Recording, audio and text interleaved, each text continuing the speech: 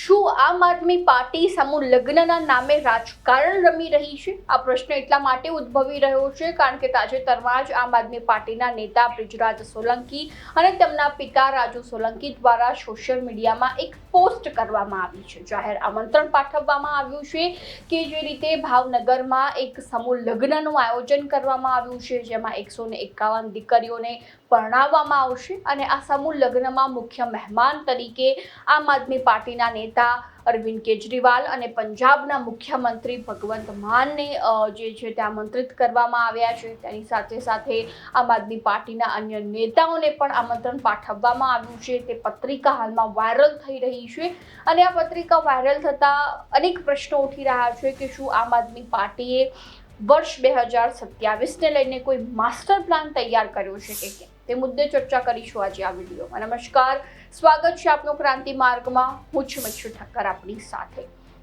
આપણે ગુજરાતમાં જોતા હોઈએ છીએ કે વર્ષ દરમિયાન અનેક સમાજ દ્વારા અલગ અલગ સમાજ દ્વારા સમૂહ લગ્નનું આયોજન કરવામાં આવતું હોય છે, જેમાં ગરીબ ઘરની જે દીકરીઓ છે, જે મહેનત કરીને જે ઘર પૈસા કમાતું હોય છે, મજૂરી કરીને જે પૈસા ઘર કમાતું હોય છે, તેમાં દીકરીઓને પરણાવવી ખૂબ જ મુશ્કેલીભર્યું કાર્ય થઈ જતું હોય છે. ત્યારે સેવાના કાર્યના ભાગરૂપે અલગ અલગ સમાજ દ્વારા સમૂહ લગ્નનું આયોજન કરવામાં આવતું હોય છે, જેમાં દીકરીઓને કરિયાવર આપીને તેમના લગ્ન કરાવવામાં આવતા હોય છે અને ખૂબ જ આશીર્વાદ રૂપ આ કાર્ય અલગ અલગ સમાજ દ્વારા કરવામાં આવતું હોય છે. પરંતુ ક્યાંક આપણે જોઈએ તો સમૂહ લગ્નના નામે રાજકારણ રમાતું હોય તેવા કેટલાક દ્રશ્યો પણ આપણે જોતા હોઈએ છીએ, જેમાં તાજેતરમાં જ જે આમ આદમી પાર્ટીના નેતા બ્રિજરાજ સોલંકી દ્વારા જે જાહેર આમંત્રણ સમૂહ લગ્નનું પાઠવવામાં આવ્યું છે, તે પત્રિકા સોશિયલ મીડિયામાં અપલોડ કરવામાં આવી. તેને લઈને અનેક પ્રશ્નો ઉઠી રહ્યા છે કે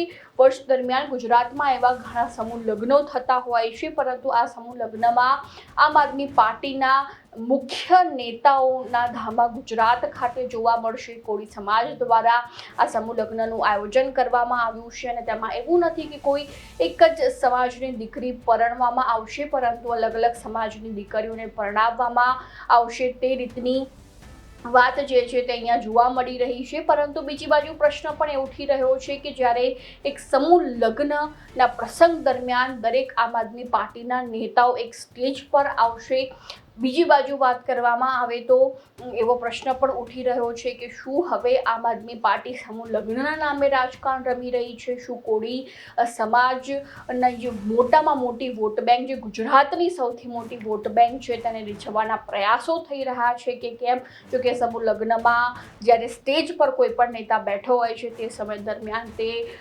રાજકારણને લઈને જો કોઈ પણ ચર્ચા કરે છે તો ક્યાંક તેના પર પ્રશ્નો ઉઠતા હોય છે, સામાજિક સેવા અંગે વાત થતી હોય છે. પરંતુ આડકતરી રીતે કોળી સમાજના જે લોકો છે અથવા તો અન્ય જ્ઞાતિના લોકોને રીઝવવાના પ્રયત્નો એ અત્યારથી આમ આદમી પાર્ટી દ્વારા શરૂ કરી દેવામાં આવ્યા છે કે કેમ, એ પણ ખૂબ મોટો પ્રશ્ન ઉઠી રહ્યો છે. બીજી બાજુ જ્યારે આમ આદમી પાર્ટીના લડાયક અને ખેડૂત નેતા રાજુ કરપડાનું રાજીનામું જે છે તે ધર્યા બાદ અનેક ચર્ચાઓ ચાલી રહી હતી કે હવે આમ આદમી પાર્ટીના વળતા પાણી શરૂ થઈ ચૂક્યા છે, કારણ કે જે રીતે માત્ર ગણતરી કરી શકાય એવા નેતાઓ જે છે તે આમ આદમી પાર્ટીમાં બચ્યા છે, તો આટલા નેતાઓમાં જ વર્ષ 2027માં આમ આદમી પાર્ટી કેવી રીતે ચૂંટણી લડશે, રણનીતિ શું હશે, એવા અનેક પ્રશ્નો ઉઠી રહ્યા હતા. અને તે વચ્ચે જ્યારે આ સમૂહ લગ્નનું આયોજન ભાવનગર ખાતે કરવામાં આવ્યું છે, તેને લઈને પણ અનેક પ્રશ્નો ઉઠી રહ્યા છે. બીજી બાજુ વાત કરવામાં આવે તો ભાવનગરના મુખ્ય એવા ભારતીય જનતા પાર્ટીના નેતા